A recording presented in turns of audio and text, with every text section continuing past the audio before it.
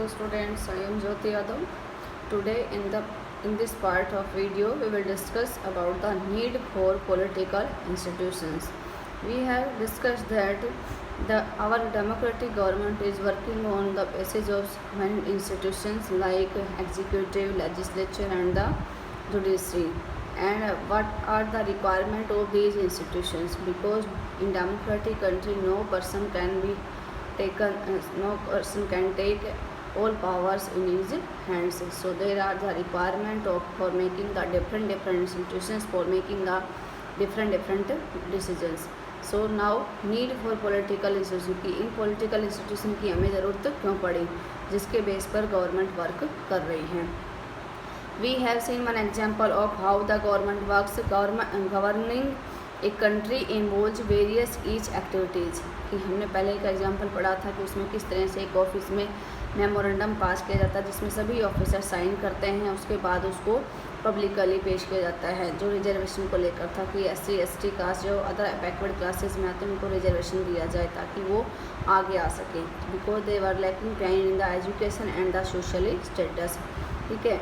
और इस तरह से हमने देखा था कि गवर्नमेंट को वर्क करने के लिए, गवर्निंग देश को चलाने के लिए क्या है, इसमें बहुत सारी एक्टिविटीज़ को करना पड़ता है. कि कभी मेमोरेंडम को पास करवाना, फिर उसमें डिस्कशन करना, फिर उसमें इम्प्लीमेंट अगर ज़रूरत है तो पार्लियामेंट के पास भेजना, उसमें इम्प्लीमेंट करना, और तब जाकर वो पूरा काम है वो हो पाता है. तो इसलिए बहुत सारी एक्टिविटी जिसमें पार्टिसिपेट होती हैं. For example the government is responsible for ensuring security to the citizens and providing facility for education and health to all. We know very well that a democratic government is responsible for ensuring the security and the all facilities like health, education, drinking water, all things.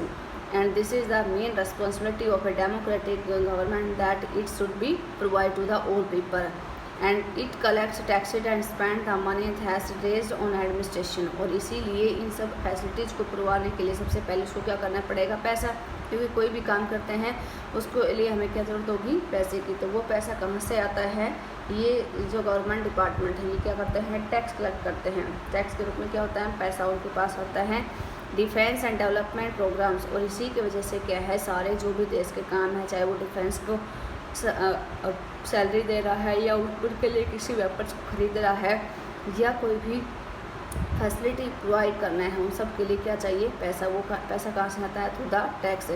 It formulates and implements several welfare schemes. Some persons have to take decisions on how to go about these activities. और इस तरह से क्या है, अलग अलग department के head in सब से रिलेटेड क्या लेते हैं, डिसीजंस लेते हैं और बाद में उनको फॉलो करवाते हैं.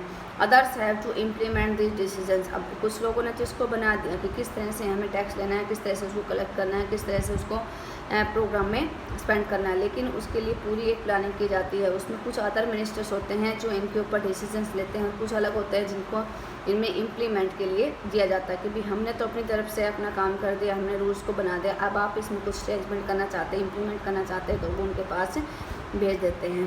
If disputes arise on these decisions on their implementations, अगर एग्जीक्यूटिव और लेजिस्लेचर के मिनिस्टर के बीच में, क्योंकि एग्जीक्यूटिव कौन होते हैं, लॉ को बनाने वाले, और जो लेजिस्लेटिव होते हैं वो क्या है, लॉ को इम्प्लीमेंट करने वाले, कि अगर उन दोनों के बीच में कोई मतभेद होता है, कोई डिस्प्यूट अराइज होता है, then there should be someone to determine what is right and what is the wrong. तो उस समय दोनों ही डिपार्टमेंट के हेड को ये फैसला दिया जाता है, ये अथॉरिटी दी जाती है कि वही इसको डिसाइड करे कि क्या सही है या क्या गलत है, या फिर जुडिशरी डिपार्टमेंट के पास पार्लियामेंट में इसको या सुप्रीम कोर्ट में भेजा जाता है. It is important that everyone should know who is responsible for doing what. और सबकी जिम्मेदारी बनती है कि सबको पता होना चाहिए कि देश के लिए जो इस तरह से डिसीजंस लिए जाते हैं वो उसके लिए कौन रिस्पॉन्सिबल है. It is also important that these activities keep taking place even if the present इनकी पोजिशंस चेंज. और इस तरह से क्या है, इनकी पोजीशंस भी क्या होती है, चेंज होती है. अभी कोई गवर्नमेंट में कोई डिपार्टमेंट का कोई हेड है, नेक्स्ट में कोई और हो सकता है. तो इस तरह से क्या डिसीजंस लेने वाले ये जो पर्सन्स हैं ये चेंज होते रहते हैं. So to attend to all these task several arrangements are made in all modern democracy, and for doing and for running a government and for providing these type of facilities, so many activities are done by a democratic government. Such arrangements are called institution. और इसीलिए इन सब process को, इन सब activities को, इन सब arrangement को करने के लिए कुछ इंस्टीट्यूशन बनाए जाते हैं, तो उसको क्या कहते हैं, पॉलिटिकल इंस्टीट्यूशंस। कि जो भी गवर्नमेंट को करने में हेल्प करते हैं, they all are called the political institutions. A democracy works well when these institutions perform functions assigned to them। और डेमोक्रेसी तभी अच्छी कहलाएगी जब ये सारे इंस्टीट्यूशंस अपना काम ठीक से करें, जो भी उनको दिया जाता है। जैसे एग्जीक्यूटिव को अलग वर्क दिया जाता है, लेजिस्लेटिव मिनिस्ट्रीज का अलग काम होता है, अलग अलग डिपार्टमेंट के हेड का अलग अलग वर्क होता है। The constitution of any country lays down basic rules on the powers and the functions of each institution, and these powers and the duties are assigned to them by our constitution, because constitution is our supreme law। तो उन्हीं को इस constitution में लिखे हुए rights और law को use करते हुए, पावर्स को यूज करते हुए ये इंस्टीट्यूशन अपने अपने लेवल पर काम करते हैं। इनसे ऊपर हमारा कोई भी नहीं है। In the example about which are several such institution at work, the prime minister and the cabinet are institution that take all important policy decisions. कि ये अथॉरिटी किसको दी गई है कि जो भी सेंट्रल गवर्नमेंट है और उसके जो कैबिनेट मिनिस्टर्स होते हैं वो पूरे देश के लिए क्या बनाएंगे, पॉलिसीज़ बनाएंगे। ठीक है, पॉलिसीज़ में से एक तरह से रूल बनाएंगे और उस रूल को लॉ में कन्वर्ट करने का काम क्या है हमारे लेजिस्लेटिव के मिनिस्टर्स को। लेजिस्लेटिव मीन्स स्टेट असेंबली के जो भी मिनिस्टर, मतलब स्टेट गवर्नमेंट का। तो पॉलिसी तो उन्होंने शुरू कर दी, जैसे अभी पॉलिसी चलाई थी, ठीक है, वैसा योजना था जी, ये उज्ज्वला योजना थी, ये इस तरह से बहुत सारी पॉलिसीज उन्होंने बना के प्रेजेंट कर दी। अब उनको मानना, उनको फॉलो करवाना किसकी जिम्मेदारी है, लेजिस्लेटिव के मिनिस्टर्स की, जो भी स्टेट गवर्नमेंट के मिनिस्टर्स होते हैं। The civil servants working together are responsible for taking steps to implement the ministers decision. और उसके बाद जो सिविल सर्विस को जो IAS IPS होते हैं उनका वर्क होता है कि ये जो पॉलिसी उन्होंने बनाई है अगर उसमें कुछ चेंजमेंट कर सकते हैं, बेस्ट दे सकते हैं, दे कैन ना implement because they are having this type of authority. Next, supreme court is an institution where disputes between citizens and the government are finally settled. और अगर किसी तरह से उन्होंने इम्प्लीमेंट भी कर दिया चेंजमेंट, लेकिन पब्लिक को ये रूल्स पसंद नहीं है, ये पॉलिसी पसंद नहीं है और किसी तरह का कोई डिस्प्यूट अराइज होता है, तो उसके लिए हमारा क्या है, सुप्रीम कोर्ट है। कि सुप्रीम कोर्ट पब्लिकली जो लोग होते हैं उनकी भी बातें सुनेगा और जो गवर्नमेंट के जो मिनिस्टर्स हैं उनकी भी बातें सुनेगा, उसके बेस पर उनको सही या गलत का फैसला दिया जाएगा।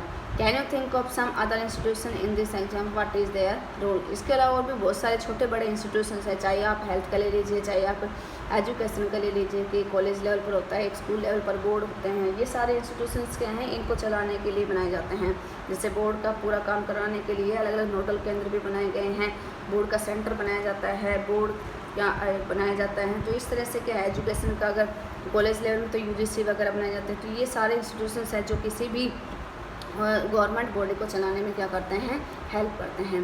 Working with institution is not easy and this is the not easy for any institution to take the decisions. Institutions involve rules and regulations, this can bind the hands of leaders. क्योंकि वो अपनी मर्जी से कोई भी decision नहीं ले सकते, उनको बांध दिया जाता है किसके अंदर, रूल्स और रेगुलेशंस जो कहाँ लिखे हमारे कॉन्स्टिट्यूशन। तो उन रूल्स और रेगुलेशंस के दायरे में रहकर ही उनको डिसीजंस लेना पड़ता है, अपनी मर्जी से वो फ्री नहीं है। Institutions involve meetings, committees and routines. और इस डिसीजंस को लेने के लिए उनको मीटिंग रखनी पड़ती है, कमेटीज़ बनानी पड़ती है, पर्टिकुलरली जो भी मिनिस्टर्स होते हैं उनमें, और इस तरह से क्या उनको ये काम करना पड़ता है। This offer leads to delay and complications. और इसकी वजह से कई बार क्या डिसीजंस इमीडिएटली लेने होते हैं, लेकिन कई बार क्या होता है, डिले हो जाता है, क्योंकि उनको पहले मीटिंग बुलाएंगे, उसमें अगर कोई प्रेजेंट नहीं है, फिर दोबारा से मीटिंग करेंगे, फिर कमेटी बनाएंगे, फिर वो डिस्कस करेंगे। तो इस तरह से क्या है, बहुत ही ज़्यादा टाइम लग जाता है। Therefore the dealing with institutions can be frustrating. और इस तरह से आपस में जो भी हेड होते हैं उनको मीटिंग को डील करना उनको एक तरह से परेशान भी कर देता है, क्योंकि मीटिंग के अंदर सभी लोग अपने अपने आर्ग्यू रखते हैं, अपने अपनी बातें रखते हैं, तो उनको सोचना समझना ये उसके हेड के लिए बहुत ही मुश्किल काम होता है बार बार। One might feel that it is much better to have one person take all decisions without any rules, procedure and meetings. कि अगर किसी एक ही व्यक्ति को सारी पावर्स दे दी जाए, जो किसी तरह का कोई उसको ना रूल्स फॉलो करना पड़े, ना कोई प्रोसीजर हो, ना कोई मीटिंग रखी जाए, तो ये बहुत ही ईजी रहता है। जैसे कि डिक्टेटरशिप में होता है या वन पार्टी रूल में होता है। वन पार्टी रूल में भी बहुत सारे मेंबर हो जाते हैं, लेकिन डिक्टेटरशिप में या किंगशिप में क्या होता है, केवल एक ही व्यक्ति के पास सारी पावर्स होती हैं, उसको किसी दूसरे से डिस्कस करने की ज़रूरत वहाँ पर नहीं होती। तो डिसीजंस क्या है, बिल्कुल टाइम पर ले लिया जाता है। लेकिन ये डेमोक्रेसी का साइन नहीं है, but that is not to the spirit of democracy. लेकिन ये डेमोक्रेसी नहीं है। लेकिन हमें तो डेमोक्रेसी के अकॉर्डिंग ही काम करना पड़ेगा, because we are having the democratic government.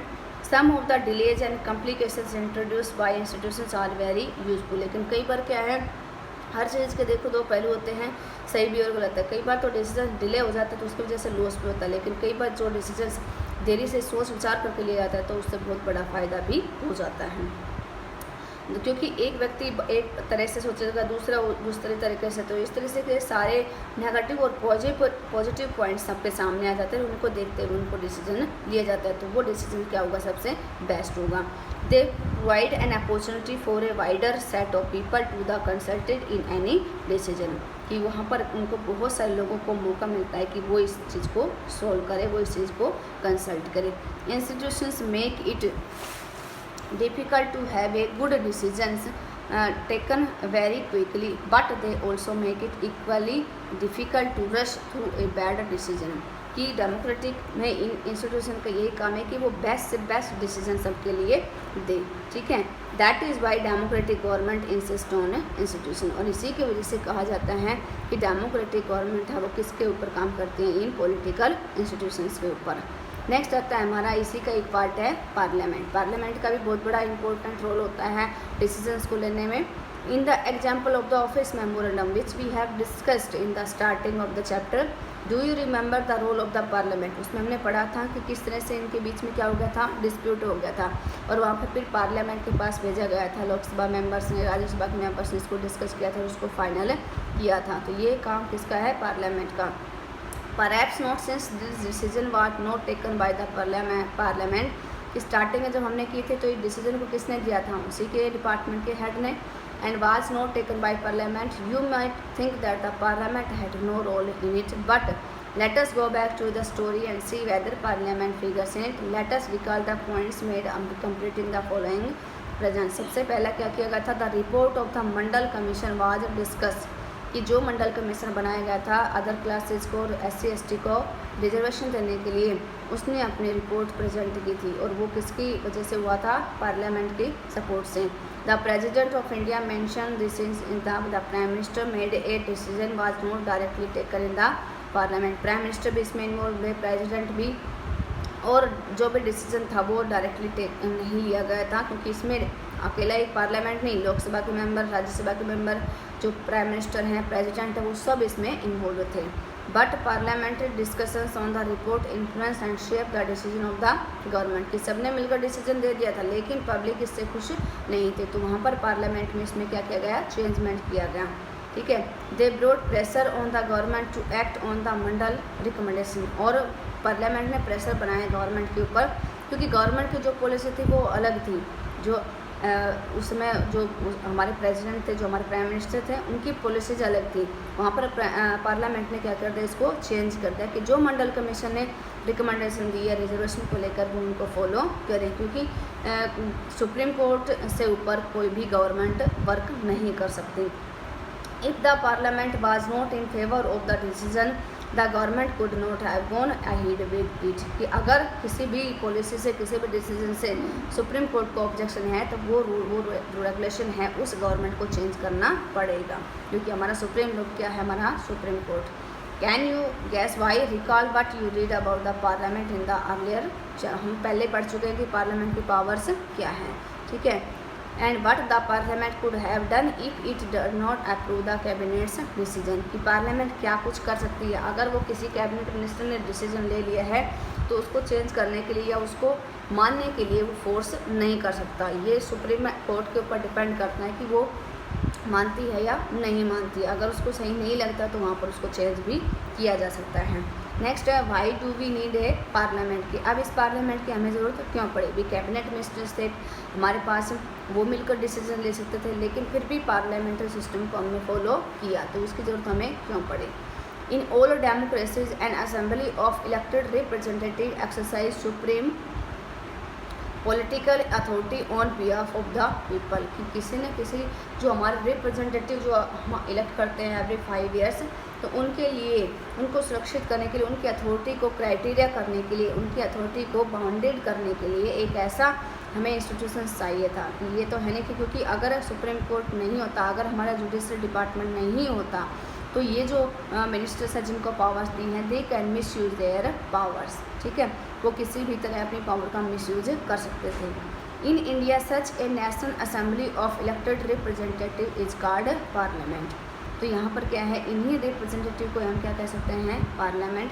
Eight the state level this is called legislature और legislative assembly, which we have discuss in the previous classes. The name may vary in different countries, but such as assembly exists in every democracy, कि जो भी democratic country है उनमें सभी में ये system है। यहाँ पर हम पार्लियामेंट कहते हैं, किसी और कंट्री में हम किसी और नाम से, जैसे हमने जर्मनी का पढ़ा था रिचास्ट कहते हैं, तो इस तरह से अलग अलग नेम है, लेकिन सभी कंट्री इसी को फॉलो कर रहे हैं। It exercise political authority on behalf of the people in many ways. अब इसकी हम अथॉरिटीज़ को पढ़ेंगे कि इसके पास क्या क्या अथॉरिटी है। फर्स्ट है parliament is the final authority for making laws in our country, means it is having the law making authority.